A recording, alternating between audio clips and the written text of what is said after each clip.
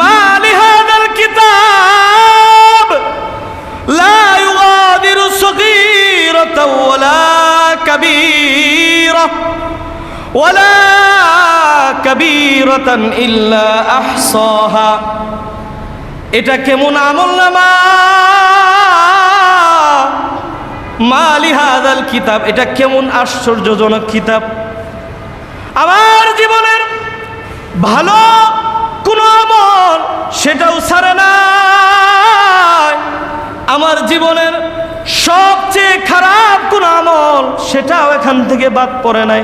মা লিহাদাল কিতাব লা ইউগাদিরু সগীরা, আমার জীবনের ছোট্ট থেকে ছোট্ট গুনাহ, ছোট্ট থেকে ছোট্ট কোনো পাপাচার, ছোট্ট থেকে ছোট্ট কোনো ভালো আমল কোনো কিছুই তো বাদ পড়ে নাই। ওয়ালা ইউগাদিরু কাবীরাতান ইল্লা আহসাহা, আমার জীবনের বড় কোনো আমলনামা ভালো বা কোনো খারাপ আমলনামা সব তো উঠে গিয়েছে, এখন কি করব? বান্দা আবার বলতে থাকবে ওয়া আম্মা মান উতিয়া কিতাবাহু বিশিমালি, যখন বাম হাতে আমলনামা পাবে জাহান্নামী বান্দা, সে আমলনামা দেখে তো হয়রান পেরেশান হয়ে যাবে। সে বলতে থাকবে হায় আফসোস, এই আমলনামা যদি না পেতাম আমার কতই না ভালো হতো। ফায়াকুলু ইয়া লাইতানি লাম উতা কিতাবিয়া, এই আমলনামাটা যদি আমি আজকে না পেতাম, যদি না দেখতে পারতাম কতই না ভালো হতো। বাবাজিরা আমার, এই দুনিয়ার ভিতরে কোনো একটা খারাপ কাজ করলে সমাজের কয়েকজন মানুষ জানে, এরপরও মাথাটা নিচু হয়ে যায়, ঠিক কিনা? কিন্তু হাসরের ওই কঠিন ময়দানে যখন আমলনামা বাম হাতে এসে যাবে, সমস্ত নবীরা আমলনামা দেখতে পারবে, সমস্ত মানুষগুলো দেখবে। সেদিন কিভাবে নবীর সামনে মুখটা দেখাবেন একটু চিন্তা করেন। যেই নবীজি আপনার জন্য এত কষ্ট করলো, তাই ফের ময়দানে গিয়ে কত রক্ত জড়াইছে ইসলামকে বিজয় করার জন্য, এই দিনকে বিজয় করার জন্য, দিনকে আমি আপনার কাছে পৌঁছানোর জন্য কত কষ্ট করেছে নবী আমার। 63 বছরের জিন্দেগিতে শুধু ক্রন্দন আর ক্রন্দন করেছে। আল্লাহর নবী আজও মদিনায় শুয়ে আছে, কত হাজিগণ কিছুদিন আগেই তো নবীজির রওজা আতহারের সামনে সালাম দিয়া নবীজির কাছে দুঃখের কথাগুলো বইলা বাংলাদেশে আসছে। এমন কিছু হাজি দেখা যায় যখন নবীর রওজার সামনে দাঁড়ায়, মুখ দিয়ে কোনো আওয়াজ হয় না, শুধু আসসালাতু ওয়াসসালামু আলাইকা ইয়া রাসূলুল্লাহ, আসসালাতু ওয়াসসালামু আলাইকা ইয়া হাবিবাল্লাহ, আসসালাতু ওয়াসসালামু আলাইকা ইয়া রাহমাতাল লিল আলামিন বলে আর চোখের পানি ফেলায়। নবীজি আজকে যদি আমি মদিনায় আসছিলাম, যদি হায়াতে থাকতেন আপনার চেহারা দেখতাম, ঠিক কিনা? নবীর আশিকরা যাইয়া পাগল পারা হয়ে যায়, আপনার চেহারাটা যদি দেখতে পারতাম মনে আর কোনো দুঃখ থাকতো না, মদিনায় আসছিলাম এরকম ভাবে ক্রন্দন করে। কিন্তু বাবাজিরা আমার, ওই নবী আজও উম্মতি উম্মতি বলে উম্মতের জন্য মদিনায় নবীজির রওজা থারে ক্রন্দন করতে করতে মাটি ভিজায় ফেলছে। সুবহানাল্লাহ। জাহান্নামীদের আলোচনার ব্যাপার আল্লাহ বলতেছে, একটু সতর্ক হওয়া দরকার আছে না? সতর্ক বার্তা নেওয়া দরকার আছে না? জান্নাতের কথা শুনে তো খুব আনন্দিত হইলেন, এখন নামাজ পড়লেন না, তাহলে কোন শাস্তি পেতে হবে এটা জানা দরকার আছে না? কথা বলেন না, জানা দরকার আছে কিনা? আল্লাহ তাআলা বলতেছেন ওয়া আম্মা মান উতিয়া কিতাবাহু বিশিমালি, মনোযোগ দিয়ে কথাগুলো শুনবেন। ওয়া আম্মা মান উতিয়া কিতাবাহু বিশিমালি, যাদের আমলনামা খারাপ হবে, যাদের আমলনামার ভিতরে শুধু গুনাহ আর গুনাহ থাকবে, আমলনামা যখন সে ডান হাতে না পেয়ে বাম হাতে পাবে, সেই বান্দা বলতে থাকবে মা লিহাদাল কিতাব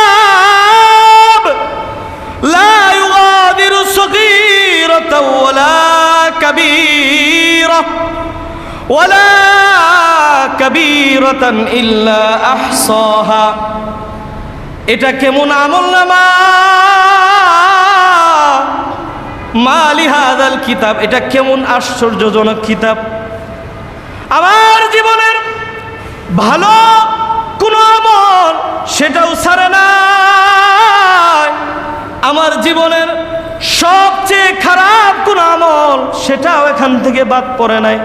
মা লিহাযাল কিতাব লা ইউগাদিরু সগীরা, আমার জীবনের ছোট্ট থেকে ছোট্ট গুনাহ, ছোট্ট থেকে ছোট্ট কোনো পাপাচার, ছোট্ট থেকে ছোট্ট কোনো ভালো আমল কোনো কিছুই তো বাদ পড়ে নাই।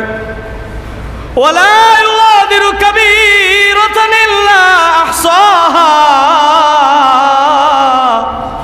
আমার জীবনের বড় কোনো আমলনামা ভালো বা কোনো খারাপ আমলনামা সব তো উঠে গিয়েছে, এখন কি করব? বান্দা এবার বলতে থাকবে ওয়া আম্মা মান উতিয়া কিতাবাহু বিশিমালি, যখন বাম হাতে আমলনামা পাবে জাহান্নামী বান্দা, সে আমলনামা দেখে তো হয়রান পেরেশান হয়ে যাবে। সে বলতে থাকবে হায় আফসোস, এই আমলনামা যদি না পেতাম আমার কতই না ভালো হতো। وأما من أوتي كتابه بشماله فيقول يا ليتني لم أوت كتابيه, এই আমলনামাটা যদি আমি আজকে না পেতাম, যদি না দেখতে পারতাম কতই না ভালো হতো। বাবাজিরা আমার, এই দুনিয়ার ভিতরে কোন একটা খারাপ কাজ করলে সমাজের কয়েকজন মানুষ জানে, এরপরও মাথাটা নিচু হয়ে যায়, ঠিক কিনা? কিন্তু হাসরের ওই কঠিন ময়দানে যখন আমলনামা বাম হাতে এসে যাবে, সমস্ত নবীরা আমলনামা দেখতে পারবে, সমস্ত মানুষগুলো দেখবে। সেদিন কিভাবে নবীর সামনে মুখটা দেখাবেন একটু চিন্তা করেন। যেই নবীজি আপনার জন্য এত কষ্ট করলো, তাই ফের ময়দানে গিয়ে কত রক্ত জড়াইছে ইসলামকে বিজয় করার জন্য, এই দিনকে বিজয় করার জন্য, দিনকে আমি আপনার কাছে পৌঁছানোর জন্য কত কষ্ট করেছে নবী আমার। 63 বছরের জিন্দেগিতে শুধু ক্রন্দন আর ক্রন্দন করেছে। আল্লাহর নবী আজও মদিনায় শুয়ে আছে, কত হাজিগণ কিছুদিন আগেই তো নবীজির রওজা তার সামনে সালাম দিয়া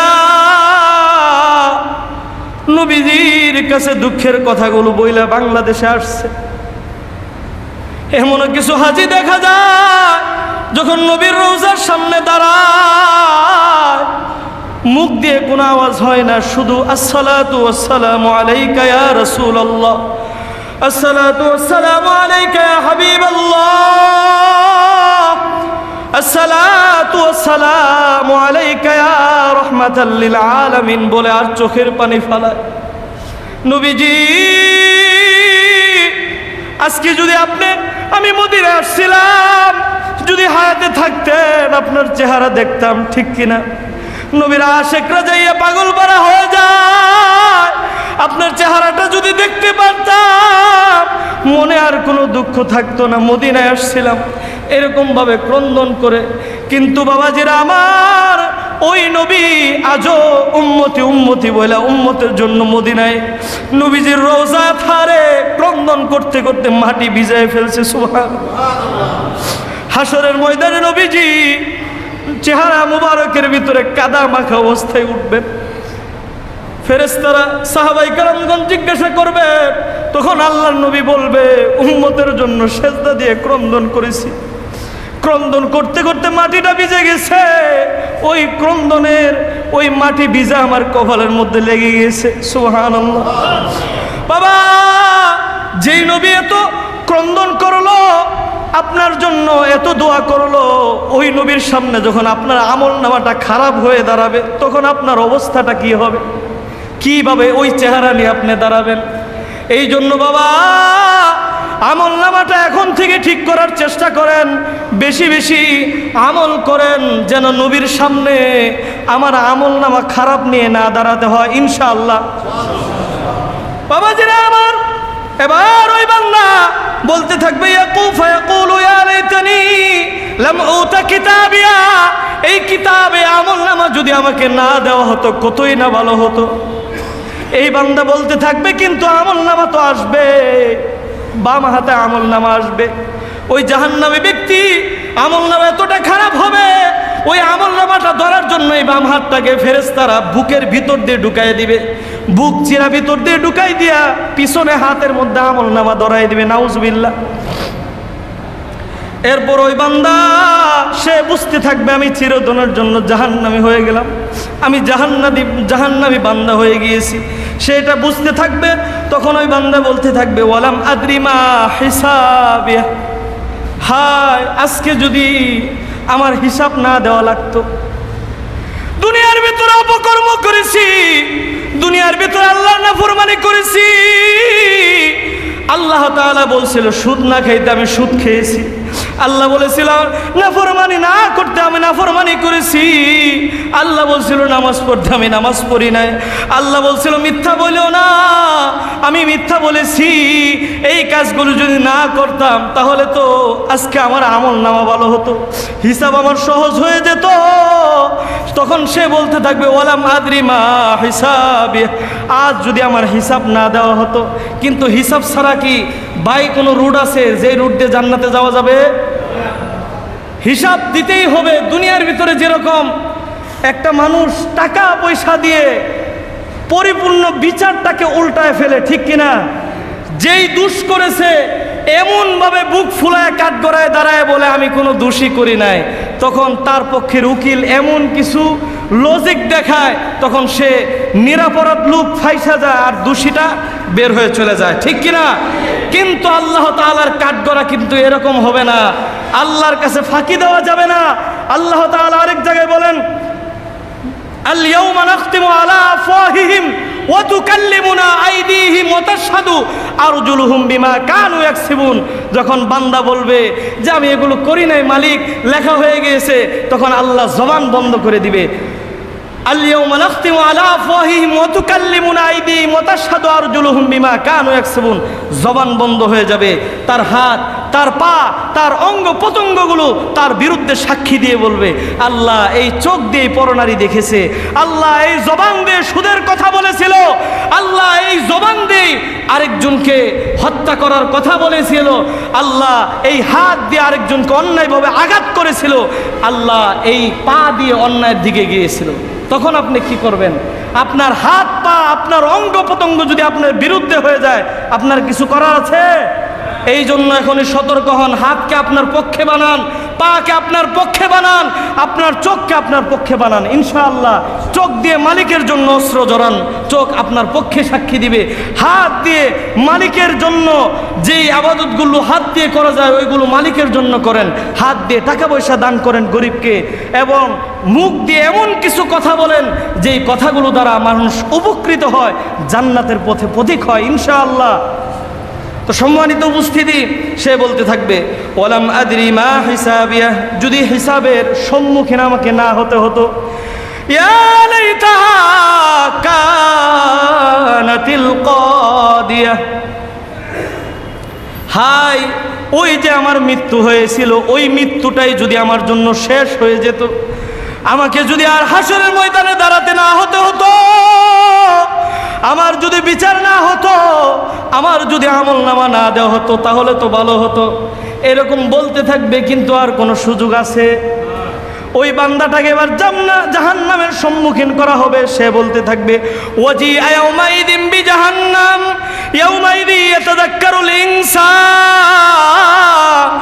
আন্না লাহুদ যিকরা। সে বলতে থাকবে, জাহান্নাম যখন তার সম্মুখীন করা হবে, সে বলতে থাকবে হায় আফসোস, ফায়াকুলু ইয়া লাইতানি কদ্দামতু লিহায়াতি, ইয়াকুলু ইয়া লাইতানি কদ্দামতু লিহায়াতি। আমার জীবনে যদি কিছু আমলনামা এই আখিরাতের জন্য পাঠাইতাম কতই না ভালো হতো, কতই না আমার কপাল ভালো হতো। এরকম ভাবে বলতে থাকবে, কিন্তু বলা কোনো কাজে আসবে? আল্লাহর কাছে বলবো আমার মালিক বুঝতে পারি নাই, ভুল করেছি, একটু সুযোগ দাও, দুনিয়ার ভিতরে যাই, আমলনামা করে আবার আসি, আল্লাহ বলবে না না, লা তাবদীলা লিকালিমাতিল্লাহ, আল্লাহর কথা কখনো হেরফের হবে না। আল্লাহ বলছে আর কোনো সুযোগ দিব না, তো আল্লাহর কথা আর হেরফের হবে না, আল্লাহর কোনো সুযোগ দিবে না। তখন যতই দুনিয়াতে আসতে চান, আসার আর কোনো সুযোগ আছে? কিন্তু এখন আমল করার সুযোগ আছে, ঠিক কিনা? জোরে কথা বলেন, ঠিক কিনা? আমল করব তো ইনশাআল্লাহ। মা আগনা আন্নি মালিয়া, দুনিয়ার ভিতরে কষ্ট করে যেই ধন সম্পদ করেছিলাম, দুনিয়ার ভিতরে অন্যের টাকা আত্মসাৎ করেছিলাম, দুনিয়ার ভিতরে শুধু দুনিয়া দুনিয়া করতে করতে আমার হায়াতটা ফুরিয়ে ফেলছিলাম, হায়াত আমার শেষ হয়ে গিয়েছে। আমার ধন সম্পদ পাহাড় করে আসছি দুনিয়ার ভিতরে, কিন্তু মরার পরে এই ধন সম্পদ আমার কিছুই কাজে আসলো না, ঠিক কিনা? যদি অন্যায়ভাবে উপার্জন করেন, ওই ধন সম্পদ মরার পর আপনার কোনোটাই কাজে আসবে না। মা আগনা আন্নি মালিয়া, আল্লাহর কোরআনের কথা, ধন সম্পদ কোনোটাই কাজে আসবে না। এই দুনিয়ার ভিতরে, এই সমাজের ভিতরে বহু বড় লোক আছে, হাজার হাজার কোটি টাকার মালিক, কিন্তু কত গরিব মানুষ না খায় মরতেছে, তার একটু কষ্ট লাগে না, সে তার টাকার থেকে যাকাত দেয় না, আছে কিনা? এরকম যা দুনিয়ার ভিতরে টাকার পাহাড় করতেছে কিন্তু যাকাত দেয় না, ওই যাকাত না দেওয়ার কারণে পরিপূর্ণ টাকাগুলো হাসরের ময়দানে সাপ বানায় আল্লাহ গলার মধ্যে পেঁচাইয়ে দিবে। পেঁচাইয়ে দেওয়ার পর ওই সাপ তার মুখের ভিতরে, কপালের ভিতরে ধ্বংসন করতে থাকবে, নাউজুবিল্লাহ। তার ধন সম্পদ কোনো কাজে লাগবে না। এরপর আল্লাহ বলতেছে হালাকান্নি সুলতানিয়া, সালতানাত বুঝেন তো? ক্ষমতা, কথা কয় না। আমি কি গুরুস্থানে কথা বলতেছি? একটু কথা বলেন, আমার কথা বুঝেন কিনা? ক্ষমতা বুঝেন তো? দুনিয়ার ভিতরে ক্ষমতার জন্য ভাই ভাইয়ের শত্রু হয়ে যায়, বাবা সন্তানের শত্রু হয়ে যায়, ঠিক কিনা? ক্ষমতার জন্য কত কিছু করতেছে, রাজনীতির পেশমারের ভিতরে কত গরিব দুঃখী মারা যাইতেছে, ঠিক কিনা? একটা গরিব মানুষ, তার কোনো দোষ নাই, রাস্তা দিয়ে যাইতেছে, দুই দল মিছিল করে আরেকটারে মেরে ফেলছে। কত অসহায় মানুষ মারা যাইতেছে, আর তারা বলে যে দুই চারটা মারা গেলে কি হবে, রাজনীতিতে হয়, ঠিক কিনা? ক্ষমতা দেখায় মানুষের অন্যায়ভাবে আত্মসাৎ করেছে, টাকা পয়সা লুণ্ঠন করেছে, মানুষের হক অধিকার যারা লুণ্ঠন করেছে, তখন তারা বলতে থাকবে হালাকা আন্নি সুলতানিয়া, হায় রে হালাক হয়ে গেছে, আমার ক্ষমতা তো দুনিয়ার ভিতরে শেষ, এখানে তো আমার কিচ্ছু রইল না। আর ক্ষমতার ব্যবহার যদি ভালো করা হয়, ওই ক্ষমতার কারণে, ভালো ব্যবহারের কারণে হাসরের ময়দানে সে জান্নাতি হবে। সুবহানাল্লাহ। সম্মানিত উপস্থিতি, এরপরে বলবে খুদু, এবার আল্লাহ তাআলা বলবেন খুদু, ও আমার ফেরেশতারা তাকে ধর। ওই জাহান্নামী ব্যক্তি যখন দাঁড়ায় থাকবে, আল্লাহ বলবে খুদু, তাকে ধর। তখন 70,000 জাহান্নামী ফেরেশতা একেবারে সকলে একসাথে দৌড় দিবে তাকে ধরার জন্য, নাউজুবিল্লাহ বলেন না।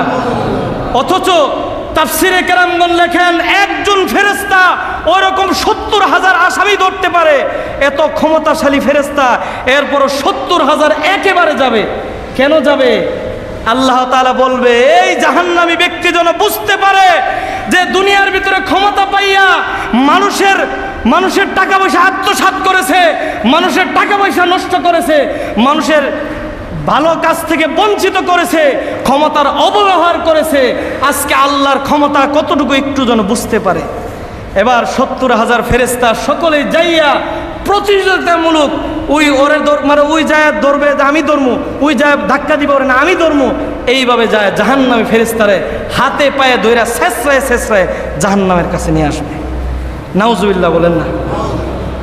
এরপরে বলতেছেন ফাগুল্লু, আল্লাহ তাআলা বলবে তাকে বেঁধে ফেলো, আগুনের শ্রীকল দিয়ে তাকে বেঁধে ফেলো। এরপরে সুম্মাল জাহিমা সল্লু, এবার তাকে জাহান্নামের অতল গভীরে তাকে নিক্ষেপ করো। সুম্মা ফি সিলসিলাতিন যারউহা ৭০ যিরাআন ফাসলুকু, শুধু তাই নয়, জাহান্নামের একটা আগুনের শিরকল নিয়ে আসো যেটা ৭০ গজ লম্বা। কত গজ? ৭০ গজ লম্বা শিরকল নিয়ে আসবে, পুরাটা শরীর পেঁচাইয়া এরপরে জাহান্নামে নিক্ষেপ করবে। নাউজুবিল্লাহ বলেন না। এরপর আল্লাহ তাআলা বলতেছেন তার দোষ কি? ইন্নাহু কানা লা ইউমিনু বিল্লাহিল আযীম, নিশ্চয় সে দুনিয়ার ভিতরে আল্লাহ তাআলাকে মানত না, আল্লাহকে মানত, আল্লাহর হুকুমগুলোকে মানত না। আছে কিনা? আমরা নিজেরাই তো করি না। আল্লাহকে মানি, আল্লাহর হুকুম, নামাজ পড়ি না। আল্লাহকে মানি, আল্লাহর হুকুম, জাকাত দিতে হবে, জাকাত দেয় না। আল্লাহর হুকুম, মিথ্যা কথা বলা যাবে না, মিথ্যা বলি, ঠিক কিনা? আল্লাহর হুকুম, আমার নারীকে পর্দা করাতে হবে, আমি করাই না। আছে কিনা? এরপর আল্লাহ তাআলা বলেন ওয়ালা ইয়াহুদ্দু আলা তুআমিল মিসকিন, আরেকটা দোষ তার, যে জাকাতের টাকা থাকা সত্ত্বেও গরিব মানুষকে সে জাকাত দেয় নাই, সে নিজের সম্পদ মনে করে সে গচ্ছিত রাখছে, ওই লোকটাও এরকম একটা জাহান্নামের ভিতরে নিক্ষেপ হবে, নাউজুবিল্লাহ। এরপর আল্লাহ তাআলা বলেন ফালাইসা লাহুল ইয়াউমা হাহুনা হামিম, সংক্ষিপ্ত আকারে শেষ করতেছি, যে আল্লাহ তাআলা বলেন সেদিন তার কোনো বন্ধু পাবে না। ফালাইসা লাহুল ইয়াউমা হাহুনা হামিম ওয়ালা তুআমুন ইল্লা মিন গিসলিন, তার কি খাবার দেওয়া হবে জানেন? গিসলিন, জাহান্নামীদের যে পুরার পরে পচা রক্ত পুষ বের হবে, সেটা তাকে খাবার দেওয়া হবে, নাউজুবিল্লাহ। সেগুলো খেতে পারবেন? জাহান্নামে যেতে পারবেন? তাহলে অবশ্যই নেক আমল করব ইনশাআল্লাহ।